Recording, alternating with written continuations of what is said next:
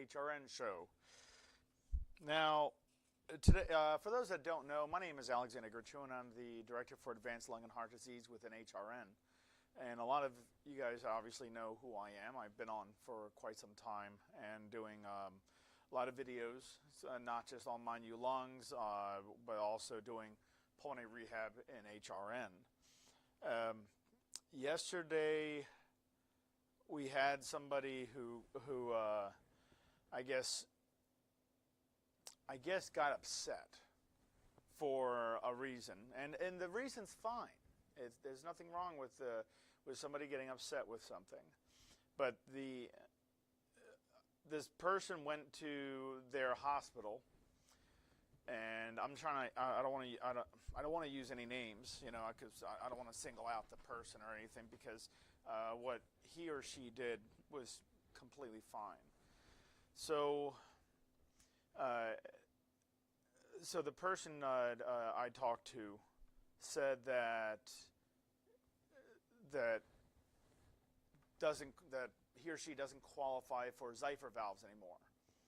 And I said, why is that? And he said, because all the work that you guys did on me increased my lung functions by 50%. I said, okay.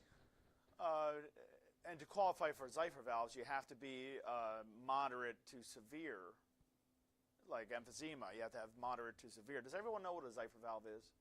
Xipher valve is a small, very, very small stent they put into one of the carinas in your airways, and that is to alleviate any air trapping by holding those air spaces, those tubes open when they can be a little inflamed or collapsed because of the disease progression.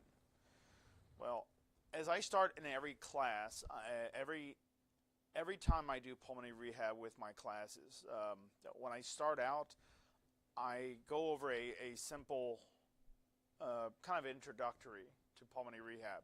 And I told each and every person, I said, some people get upset that I can increase their lung functions to a point where they don't need a lung transplant. They don't need lung surgery. They don't need to do anything else besides getting the body to function the way we want it to function.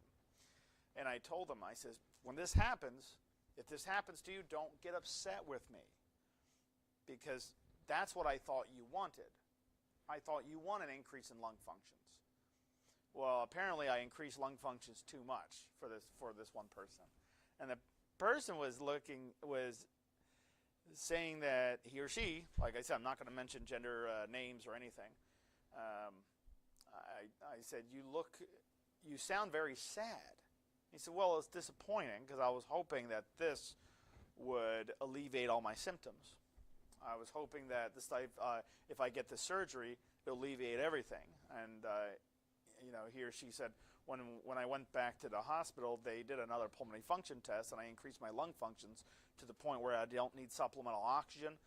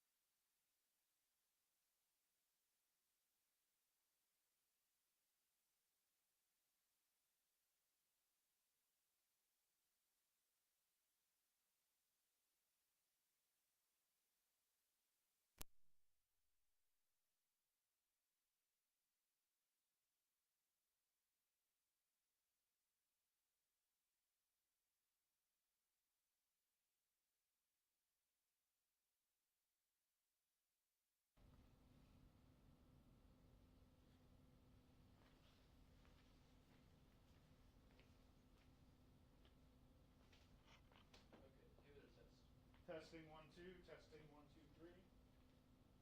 Did you want me to unplug that one over here? That's fine. Is it okay the way it is? Testing 1 2. Okay, I can hear that one, so I think we can keep going. We can keep going? Yeah. Okay. Maybe I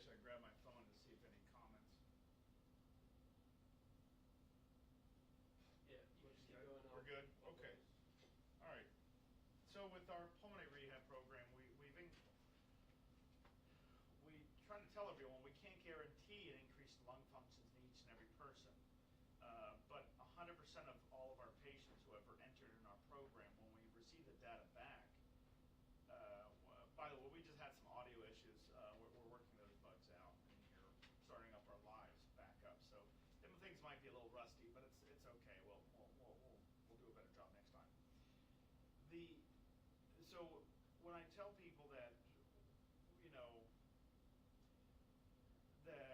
I can't guarantee an increase in lung functions for each and every person, but each and every person, 100% of all of our patients, when we got a report back from the doctor, all their pulmonary function test scores have increased.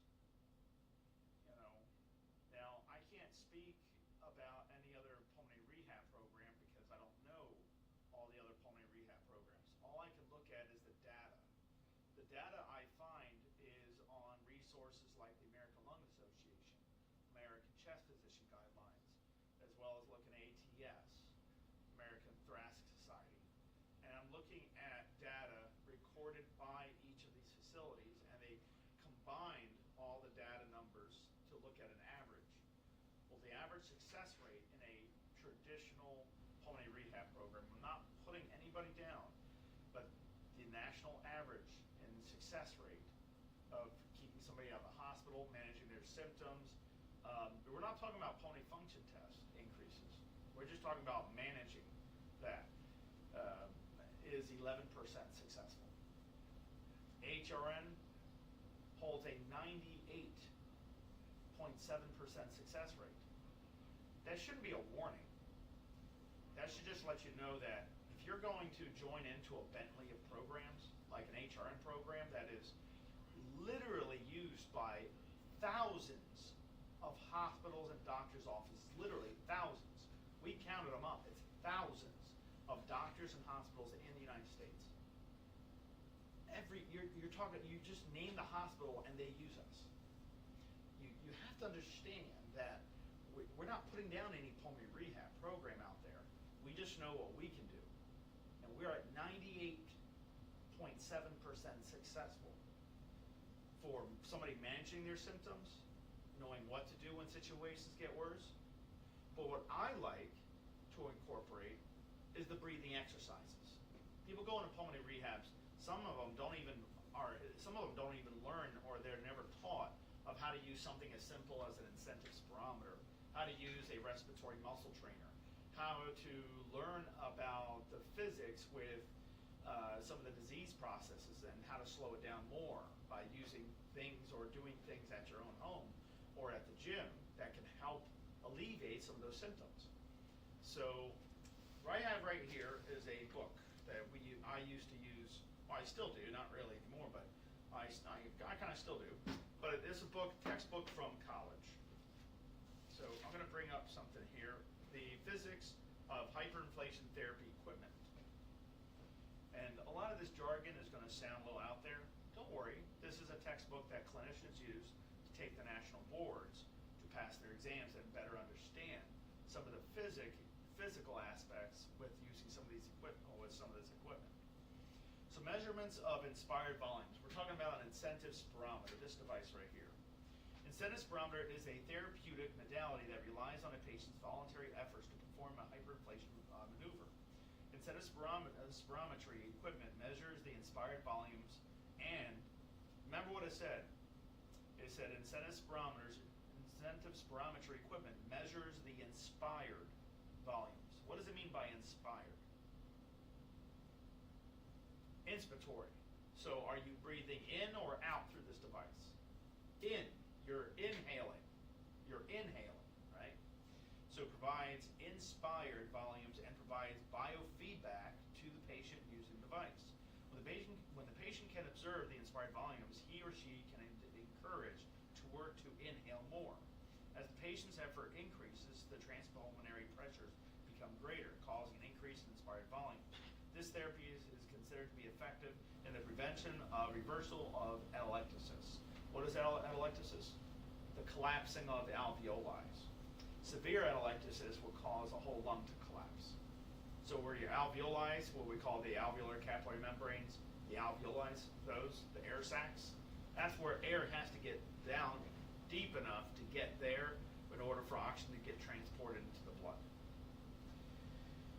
let's see, reversal of atelectasis and the promotion of coughing in post-operative patients. Several methods of volume measurements are used in the operation of incentive spirometers, including flow-dependent methods, volume displacement, and photoelectric measurements.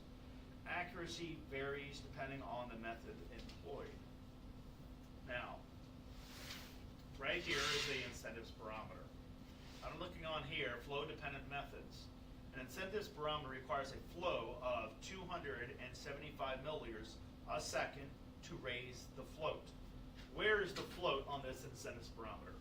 The float is right here, when we look at a flow meter. It's the flow. That's the float. So if I breathe in through it, you see where it floats? It's called a float. If this is maintained in the proper area, which is in the middle of that flow meter, if it's in there, then let's see, 275 milliliters a second times 3 seconds equals 825 milliliters. What that means is that to correctly measure the inspired volumes, this float has to be in the proper area in order for it to be obtained as okay, that's the accurate measurement.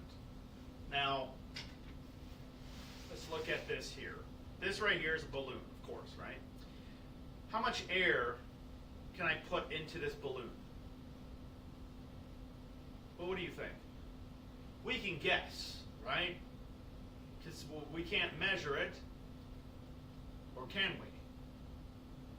Sure, why not? How about if I did something like this? I want to put 1 liter of air into this balloon. All I would have to do is keep that float right in the middle, get the piston to go to 1,000 milliliters, which is 1 liter, and put the volume I just inhaled through that into this balloon. That's all I have to do.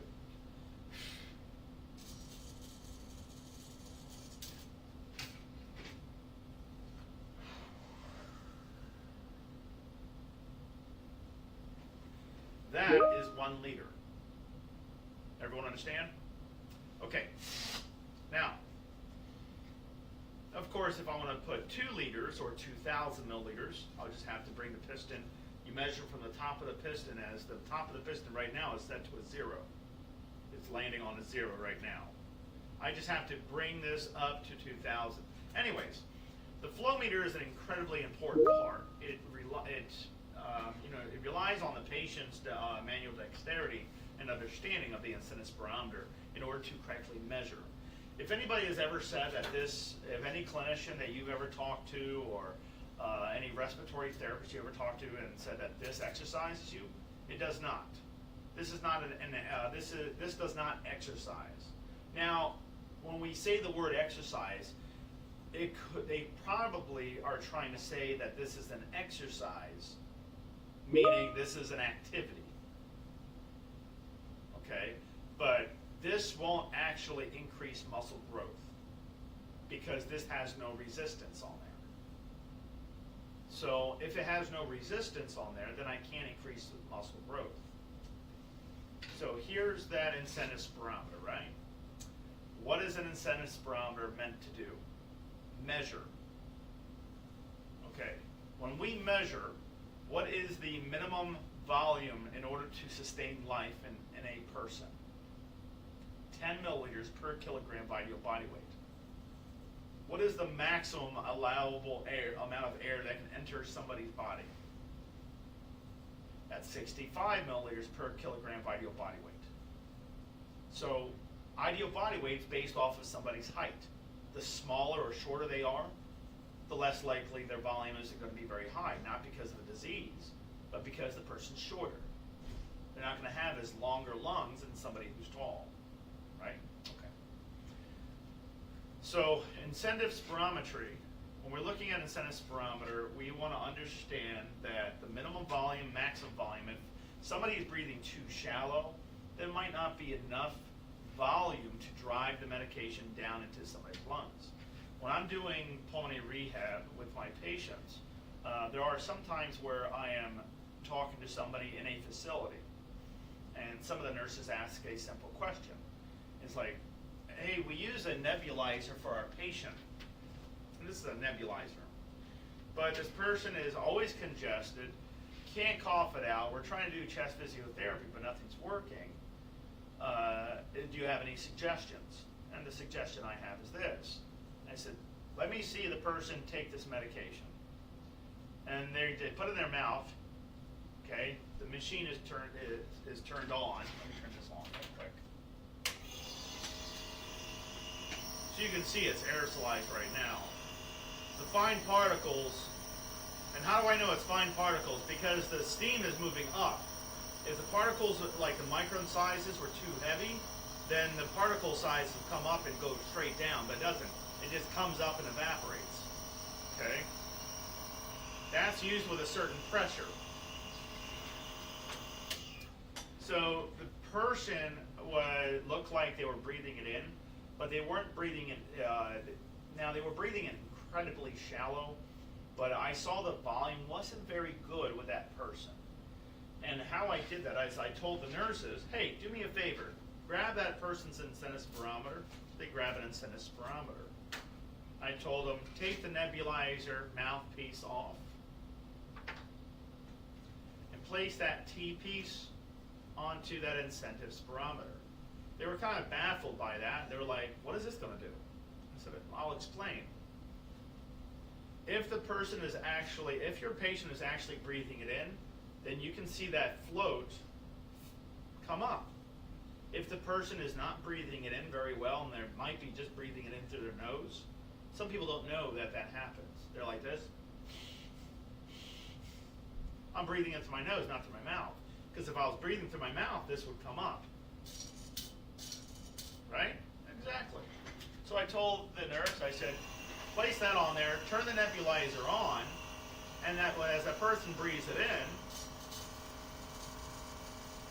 you can ensure that they are driving the medication really deep into the lungs. Now this nebulizer can also, if somebody has a lot of bronchial congestion, they have a lot of congestion, I should say. Their airways are well inflamed and congested. They need to take their respiratory medication. I tell them to grab a VEP. You can also grab an Arabica, an acapella, and they all have one simple something in common. I can attach the mouthpiece off that T-piece, off the nebulizer, and put it in the back end of that acapella. I can put it on the back end as a 22 outer diameter, or 22 millimeter outer diameter that fits those nice and snug on there.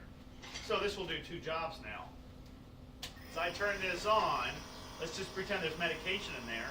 I breathe in the medication. As I exhale,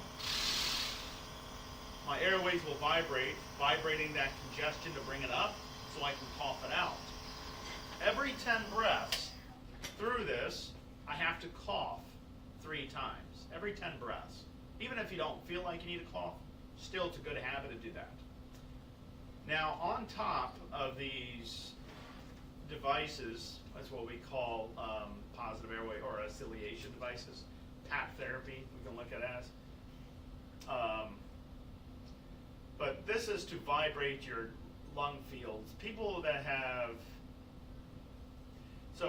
chronic bronchitis and bronchiectasis, cystic fibrosis, or somebody with really chronic congestion like chronic bronchitis would actually be using devices like this. They'll also be using chest vests sometimes.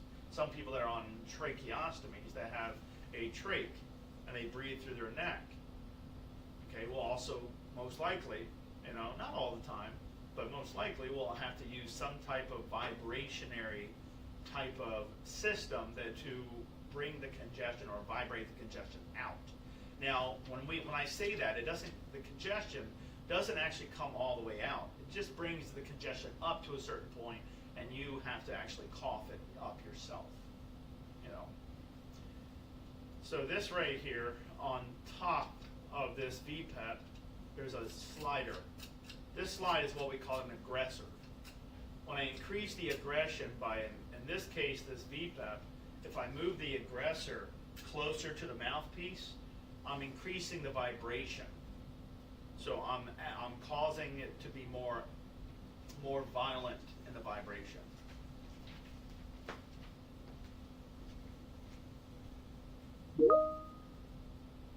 So the acapella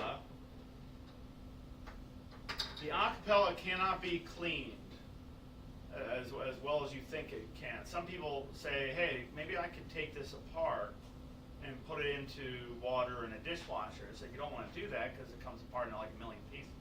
The only spot that you could clean this is taking the mouthpiece off. As you can see, there's no mouthpiece on there because the mouthpiece is being cleaned.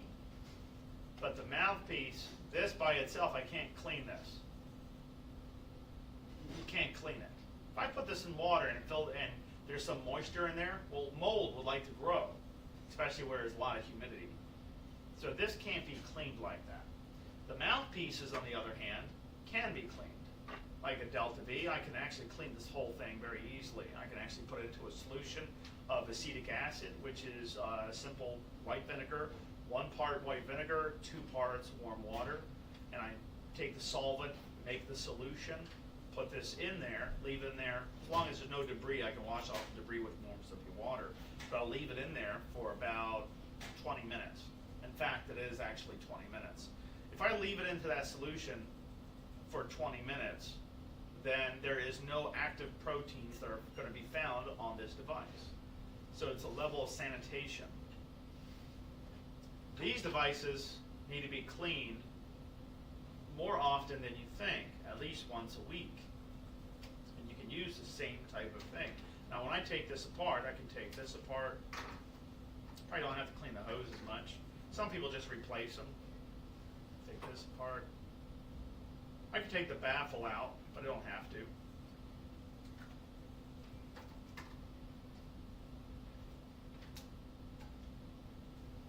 The ones that are mask are not the greatest ones I would ever. I don't like using the mask unless somebody's unconscious. I'm talking about mask aerosolizer. It's just, to me, it's very lazy. Okay, this type is the one I would always use. It's cheaper, but also I can involve other applications to benefit my problem, right? To help my problem out. This device I can clean, the VEPs. I can't do it with this device, but they make this device very simple. Watch the mouthpiece, the cover shield, the aggressor, and the body. 4 pieces in all. And I can actually clean these and take this apart. This, I cannot do that. So to put this back, it's just like a key. Very simple. Just like that, and it's put together.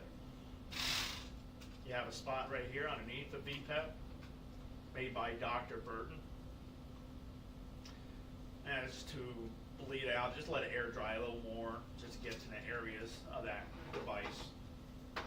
Okay, let's talk about this Delta V really quick.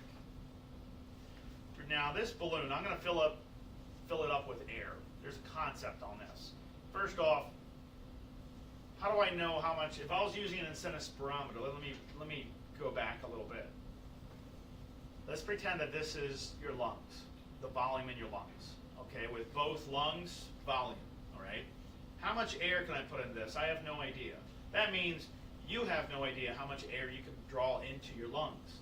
Some people say I can draw in a lot, but the actual numbers, I can draw in a lot, but your lot might be 500 milliliters, and it's just what you can max out because your muscles aren't strong enough to go more than that. 10 milliliters per kilogram of ideal body weight. I'm 6 foot tall.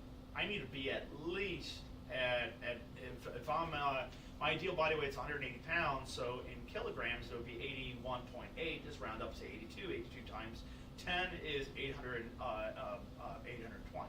So if I can get past my 820 on any day or night, just breathing at least that deep enough for a human being to sustain life, then I wouldn't need supplemental oxygen.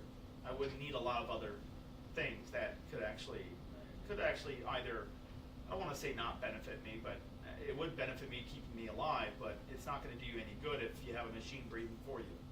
Do you understand? I have patients like that where at first they were like, I want to be put on a ventilator for the rest of my life.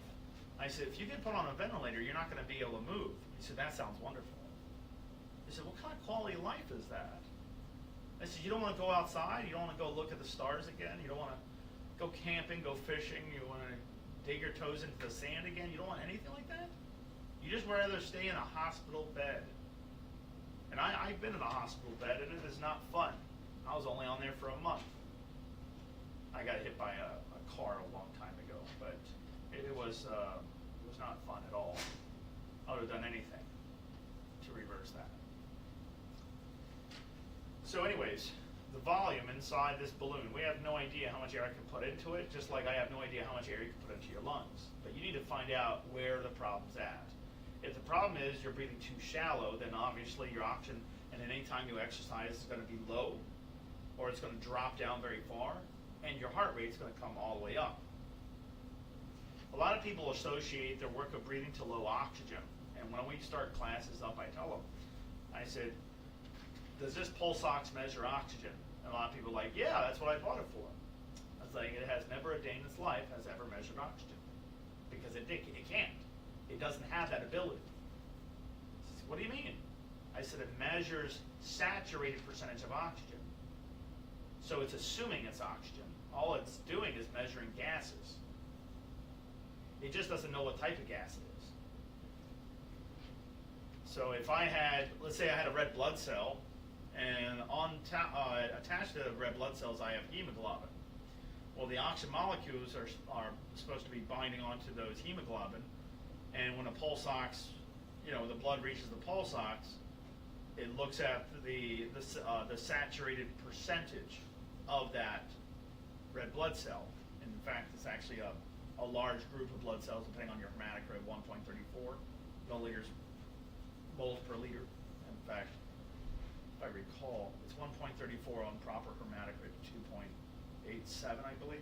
Anyways, all I'm trying to say is it measures a very small amount of blood that might have maybe 100 plus red blood cells in there, maybe more. I don't know the exact amount. But let's say I attached, let's do this. This might be actually a little harder to see.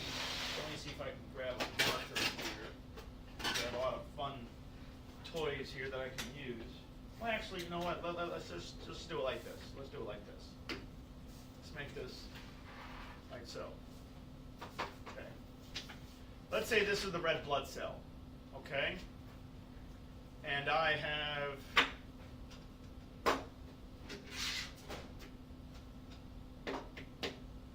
four, each of these devices represent hemoglobin. Okay? Oxygen is binding onto each and every one of those. What is my SpO2? It would be 100%, because each of these red blood cells, each of these hemoglobin has oxygen on it. So my SpO2 on my pulse ox should read 100%. What if this red blood cell with 4 hemoglobins, never 4 hemoglobins by the way, but just pretend with me, indulge me with this. Let's say this red blood cell has oxygen binding on half of these hemoglobins. What's my SpO2? 50%. Yeah, it's not rocket science. Now let's up the ante a little bit. Let's make this more interesting. Let's say instead of oxygen, I bind onto their carbon monoxide, CO, and I put CO on this one, carbon monoxide on this too, and this. What's my SpO2? 100%. Saturated. So my pulse ox will show 100%. It doesn't know it's oxygen or not. I just mentioned that before. Remember, I said that before. It doesn't know it's oxygen. It's not a gas analyzer. If I want to get a gas analyzer, most likely will probably be around $35,000 if I recall the ones that have to be calibrated with a blood gas machine. Yeah, it's around 35 grand, something like that. Those pulse oximeters are $15 to $25 sometimes. Sometimes even $50, depending. So pulse oximeters assume oxygen. In this program, we like to teach our patients not just what the disease is, not what these devices just are, but what they're used for, what to look at problems, troubleshooting some of the problems, learning how to breathe and walk, and yes, we are, of course, increasing lung functions, but we can't guarantee that. But 100% of all of our patients had an increase in lung functions. 100%. 100%. Somebody goes to a pulmonary rehab and they joined in for like a week or two, or maybe a month, maybe 2 months, and they leave. And they join ours. They're like, this was nothing like the pulmonary rehab I went to. I said, what do they do in your pulmonary rehab? And the story I usually get, which I'm sure a lot of people here can concur, the story I get is I go into the outpatient clinic, they put me onto a treadmill, they put me onto a bike, they monitor my oxygen sats, they try to teach me a couple things, or one or two things about like breathing. And once the person's desats, they stop them. And that's it. I said, well, that's not. I said, where's the breathing exercise? What type of breathing exercise? Well, they told me to breathe in through my nose, out through my mouth. I said, that's normal anatomical breathing. That's not a breathing exercise. I said, well, this is what I get from patients. It's like, well, what type of breathing exercise are you talking about? I says, what type of strength training are they doing for your lung muscles so you can inhale deeper? Oh, they didn't do anything like that. He said, they put me on a treadmill. Treadmills don't do that. That works out your legs. If you work your heart out, cardiovascular, sure. So a lot of people that have been to a pulmonary rehab had no idea what a good pulmonary rehab should be doing to them. You should be going into when you go into a good pulmonary rehab, you should be expecting a huge performance of learning all these different types of exercise, how to increase lung functions, how to do bronchial hygiene, how to do, it's roughly around 1,700 different types of exercise and techniques. We don't just teach people breathing exercises. They work out with us. These are people that put their heart and soul into these programs. And they come in with end stage, horrible amount of congestion, green, yellow, phlegm flying everywhere, and they leave, going back to the doctor, and the doctor's like, what kind of medication do they give you? And they're like, they didn't give me any medication, because we don't do that. We're pulmonary rehab. We're not pharmacy. All we do is work out the lungs more. We get that person that can't do a lot to do a lot more, and we don't stop until that's done. Did your pulmonary rehab do that? Or did you feel the same way as you went in as you left? There you go, right?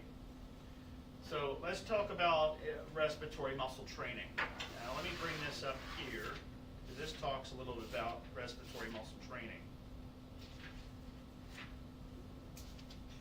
Oh, inspiratory muscle training devices. Okay, inspiratory muscle training devices are designed to strengthen a patient's inspiratory muscles by providing a variable resistance to gas flow during inspiration.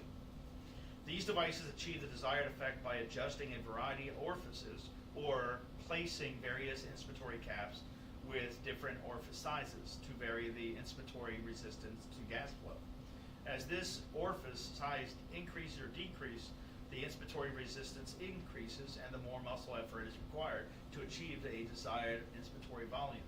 Most devices provide a port where inspiratory pressures may be monitored using a pressure manometer. To be effective, these devices should be used in conjunction with a nose clip to encourage the patient to inhale through the inspiratory resistant devices and not his or her nose. See, figure 4-17 is the AARC, that stands for American Association of Respiratory Care, clinical practice guidelines for IPPB, which is intermittent positive pressure device therapy. The indication for IPPB therapy includes the need to improve lung expansion, atelectasis or inability to clear secretions, short-term ventilatory support, and delivery of aerosol medications. We don't use caps, as illustrated on 4-17. This is a Delta V. Doesn't use caps. These caps are can be easily lost. And then every time you lose one, you have to replace the whole darn thing. This is a Delta V. All you do to increase resistance is you turn the dial. That's it. That's simple. I don't know why anybody else couldn't figure that one out. But we did.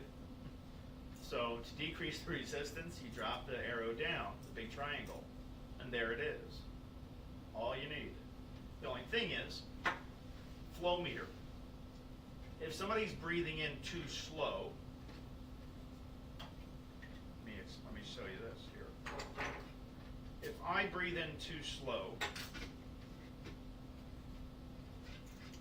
I would see that the flow meter with that float would be on the lower side.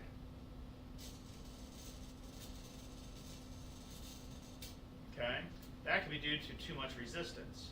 If the resistance is correct for the individual, they should be able to get that flow meter ball, that float, to the 3/4 mark of their incentive spirometer flow meter indicator.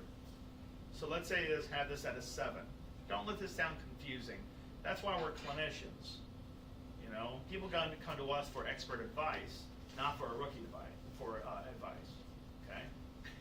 So I had this at a 7. A patient says, "I use a 7." I said, "All right, use a 7." Breathe in through it on a 7 and attach it to the incentive spirometer. So I see this.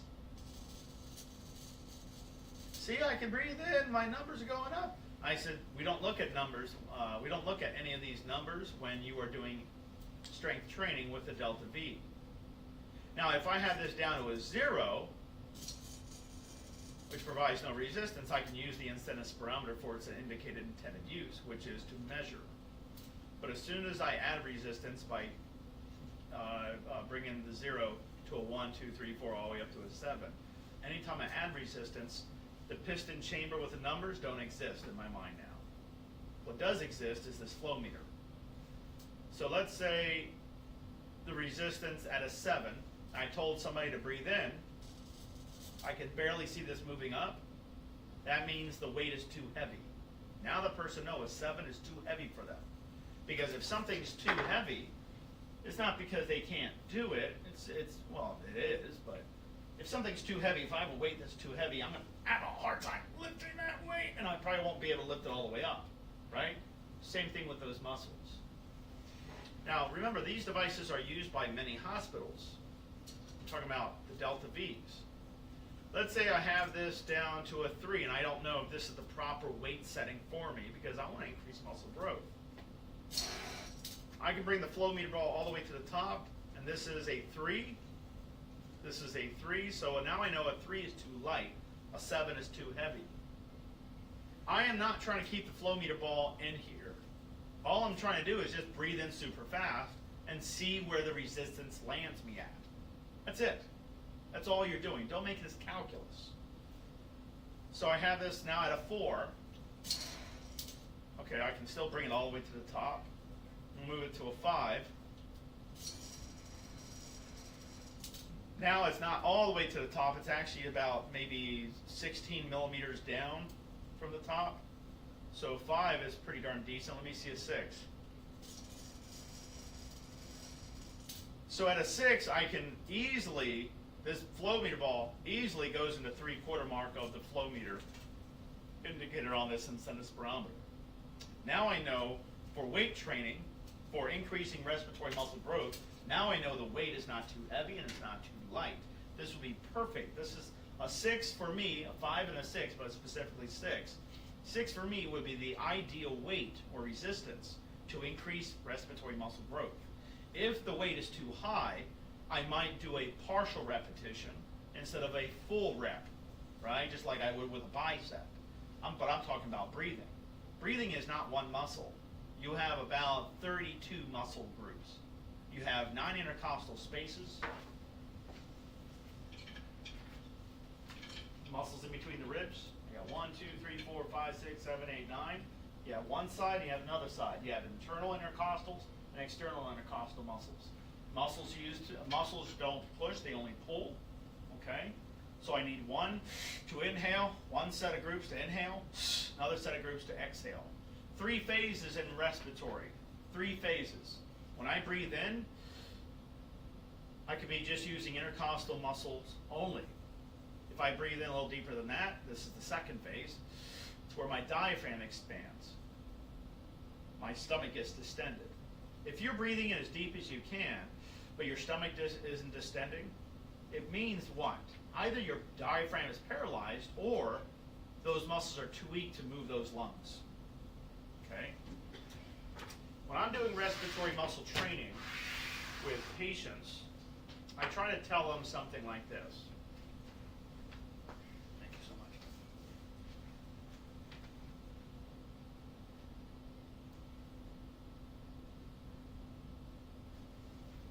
Sandra, you said if I can't breathe good. So, if you can't breathe good because you already have resistance in your lungs, I see what you're trying to say. Sandra, I've been doing this for 20 plus years. I'm the most advanced person, I feel, in pulmonary rehab.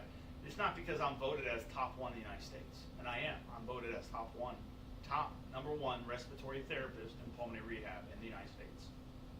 The best of the best. Okay, I love that. I love that I am that person. People vote me as that person. Clinicians vote me. The national boards vote me as that person. I understand that, or association rather. But incentive spirometers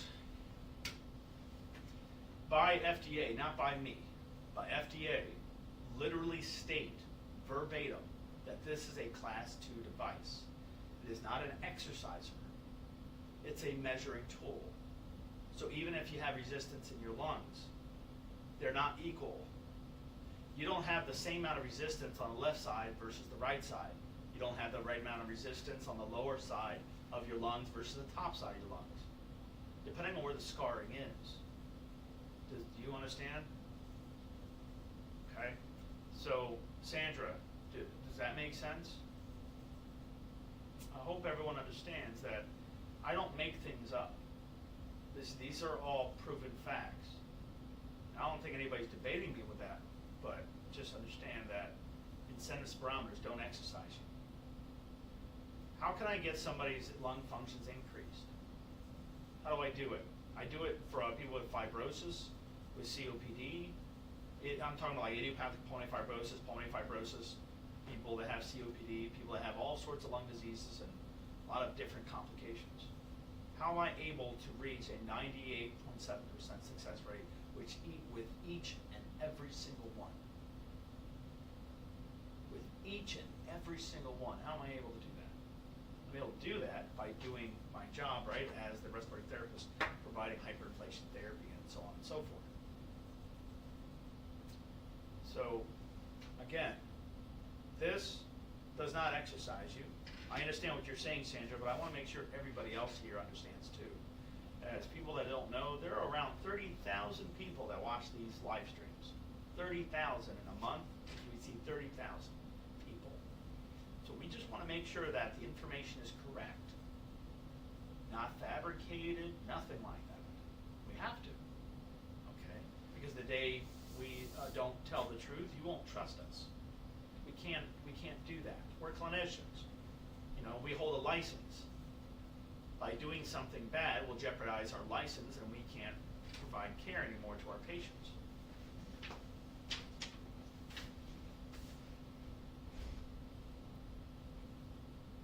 Oh, thank you, Marcy. Say, you are the person I switched to your class. You are great. I know. I'm awesome. Sometimes. So let me show you when we do respiratory muscle training. I tell people to pivot to the right, pivot to the left, working out one lung ventilation at a time. The concept is like so. Pretend this is your volume, and let's pretend this is your diaphragm. Okay? Let's pretend this is your diaphragm.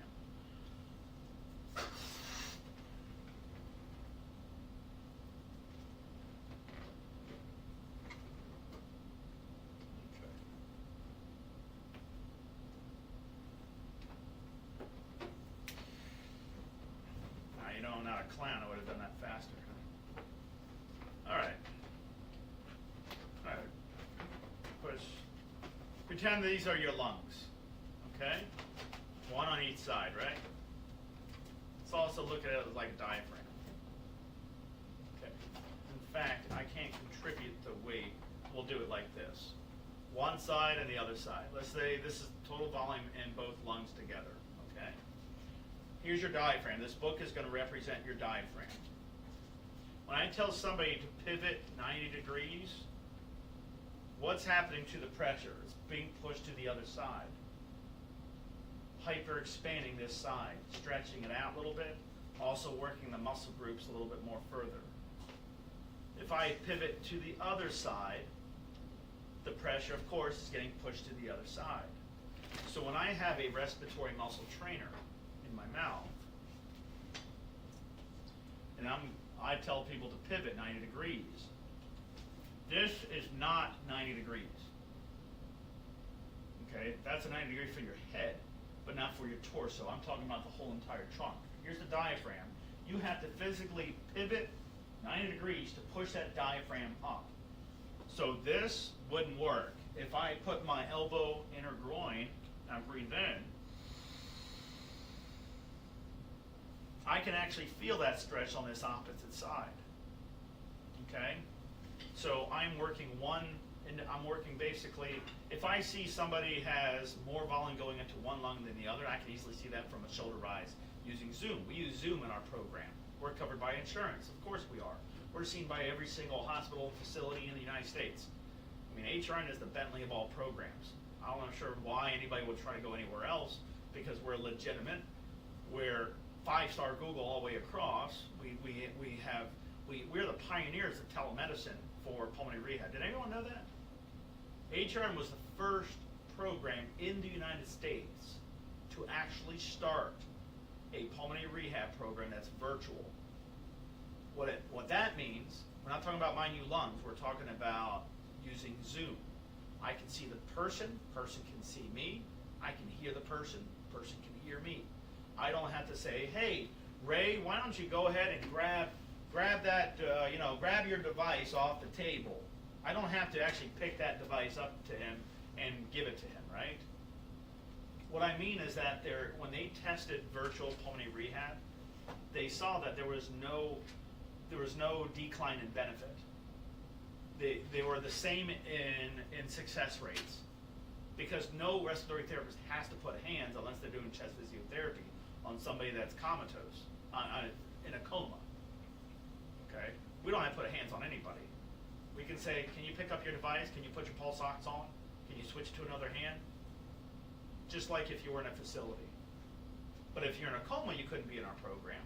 But if you're alert and oriented and you're able to follow direction, yes, you could be in our program. 3 months, 72 sessions, it could be 3 months or more.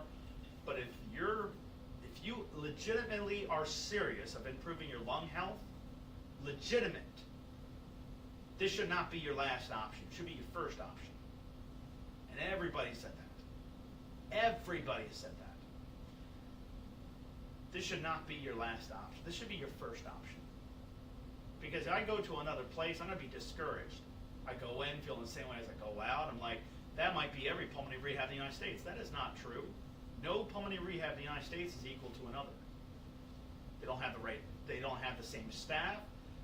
All the on-the-job training is done on the job. They don't learn it in school. Did you know that? Pulmonary rehab isn't taught in school. It's taught while doing on-the-job training. That's what pulmonary rehab. Okay? If you take somebody who says, I have a lot of experience in pulmonary rehab, and it's a respiratory therapist, and I asked them a question. I said, okay, teach me how to use that. Teach me how to use this. And they say, okay, just inhale, and they do nothing to prepping. Obviously, they were taught the wrong way. There are certain ways to utilize each and every device. It's almost like playing golf. I don't play golf. I sort of pretended to play golf a few times with my grandfather, but I don't play golf. But anyways, that's not the point. The point is that when I was practicing with my grandfather, I thought just hit the ball as hard as you can and it'll go very far. That was not the case. Just like somebody grabbing and sending a spirometer, they'll bring that flow meter all the way to the top, breathing super fast. They're doing that rookie mistake I did when I was playing golf for the first time. And my grandfather says, no, your stance is horrible.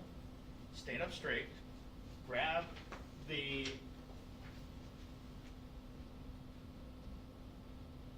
thank you, Michelle. I love that. Definitely Bentley of Rehab. If anyone is interested in pulmonary rehab, definitely get them. You won't be disappointed. I love that, Michelle. Thank you very much. Poor Jordan's going back and forth like that. Such a good guy, man. Such a good guy. But so he told me I wasn't holding the rod correctly. I wasn't holding the the iron, the golf club correctly. And as I focused more on finesse than just whacking the ball to go as far, the ball went further, and I was kind of stunned by that. I didn't hit it hard, but the way I hit it with the directions my grandfather gave me went further than when I tried to hit it as hard as I could. Same exact thing with using devices. Same exact thing if I go into a gym. You see some of these people that are either very aggressive or maybe not that smart, and they pick up a weight and you see them doing this very fast. Well, we understood that through physical therapy, through people that really know what they're doing, like good personal trainers, will teach the person, no, the slower you go, the better, because you're adding a lot of tension time to those muscles. When you do this with a weight, if you have a weight and you're lifting it, just pretend this is a weight, and technically it is. But let's if you're lifting it too quick, well, you probably gave a half a second of muscle tension time to that muscle to grow. And I would probably have, if I do that fast, I probably would have to do it 60,000 times versus doing it like this. 1 1,000, 2 1,000, 3, 4, 5, 6, because I added 6 seconds of muscle tension time. Then a half a second of muscle tension time. That means this muscle will grow up faster, So there are things that we want to do correctly in order to be more, benefited. When I'm doing side and side with my patients, I can see them, and my patients do very well because I don't stop until they do very well. But they pivot to the right side or they pivot to the left side when they're inhaling and exhaling. A lot of patients didn't realize when they breathe in, the first line of sight, the first organ that consumes oxygen is that heart. Because it goes into your lungs, goes straight to your heart. Heart just consumes 20%. Your brain consumes about 30%. Why does the heart get it first? Well, it's I don't want to put this in a negative way. I'll just say it. I think you guys can understand it.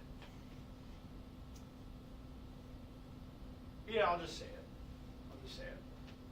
So, somebody is, well, I'm not sure that's the best way to describe it. I just don't want to leave the wrong taste in anybody's mouth when it comes to some of these exercises.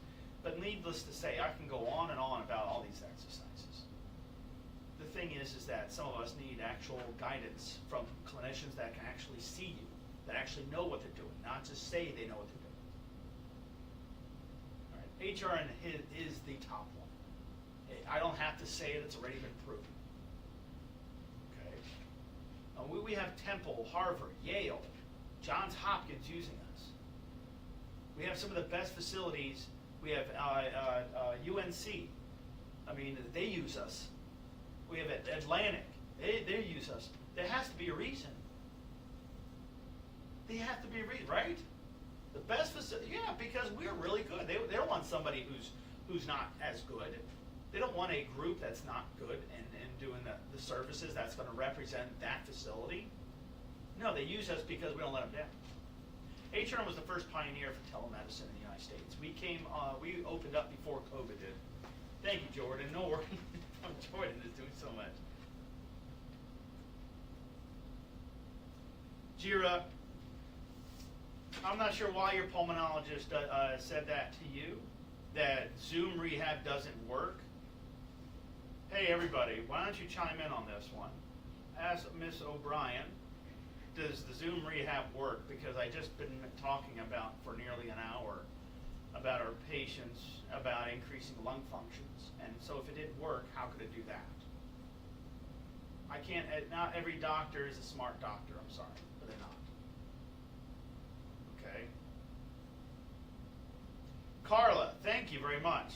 And then Carla said, not so, home rehab through Zoom is top notch. Yes, it is. Why would why don't you just do this? If your doctor's skeptical, all he or she had to do is just look us up. We have studied papers, not done through us, through other organizations. If some doctor wants to be educated, educate them. If you want to try the program out, why don't you just try the program out? We have a ton of patients. I'll be willing to allow some people to come in to try the program out if you're skeptical. But everyone who's ever tried, just be well aware. Everyone who's ever tried it said it was nothing like what they went to. And not in a bad way either.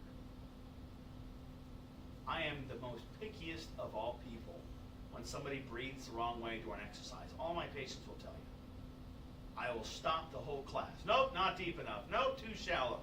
I say, you're breathing like a squirrel. I don't quit. I don't stop. I'm not sure what kind of clinician you have, but I know they don't have my marks. It was not going to happen. I am good at what I do because I actually care about my guys, about my patients. How can I be top number one in the United States? Come on, doesn't work. That's so insulting. We've been literally for so long have been doing pulmonary rehab and have been so successful in every single hospital facility. And so I can't open up other doctors' minds. I can't open up their eyes for them. They have to be the ones to do it. Some doctors are just overwhelmed. They just don't care anymore. Some doctors are not that way. I know a lot of doctors that are not that way. But there are some doctors that are that way. There are some respiratory therapists that are that way. There's some nurses that way. Do you understand that's the way the world is? What's the best pizza restaurant you've ever eaten at? I can name one. Mike's Pizzeria. Died out, I think, in 1996 around. I have a point to make. I have never found another pizzeria that can do it better than Mike's Pizza. When you reach and find the best one, that is precious to you. You would do anything to get that. But once they die out, because they retire or they just, maybe the owner died or something like that, or whatever, you have done anything to get another slice of that pizza. People coming in here not realizing how good this pulmonary rehab is. And you can keep talking and thinking and talking and procrastinating that ended up with more severe lung diseases in a lot of people's cases, and maybe in your case too. Waiting on a degenerative disease is not an optimal thing to do. I'm not going to argue about it. All somebody has to do is just see it for themselves. Then make the decision if this is best for them. Everyone who's ever joined didn't regret it. Everyone has not regretted it. There has to be a reason for that. Like, again, I'm not a salesman. I'm a clinician. I have patients to see. And I'm really good at my job. I don't know what everyone else can do, but I know what I can do. I definitely know what I can do. If that's what you want, then you sign up for somebody like me. You sign up for somebody like us. If you want somebody to just give you some medications and say, come back in 6 months, then just go to your doctor, and hopefully your doctor will find his miracle cure to fix all your problems. But from what I've seen, that has not happened yet. And there are a lot of people suffering out there, and they're just getting bad information. Let me do this here.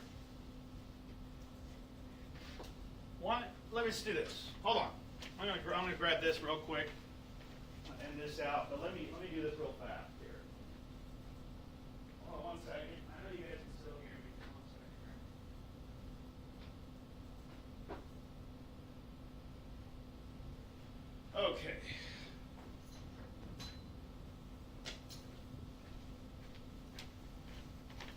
I have here my phone.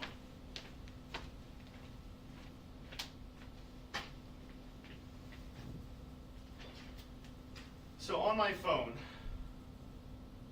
I'm going to bring up Meta. So Meta AI, it's artificial intelligence. I'm going to ask a question. Is the home rehab network a superior pulmonary rehab facility?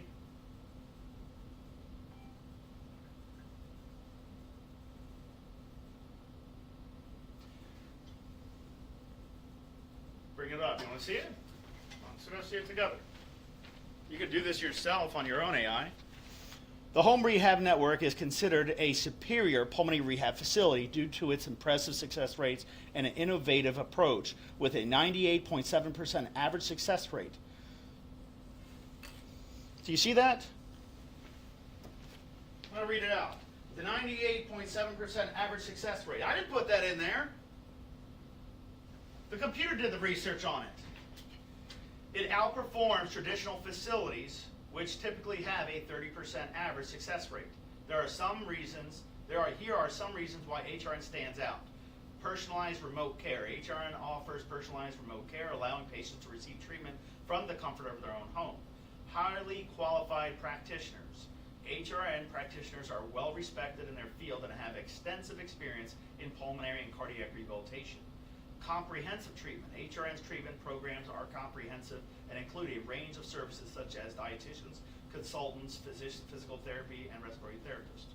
Innovative technology. HRN uses innovative technology such as the Delta V lung training tool to help patients improve their lung functions. High patient satisfaction in bold. That is in bold.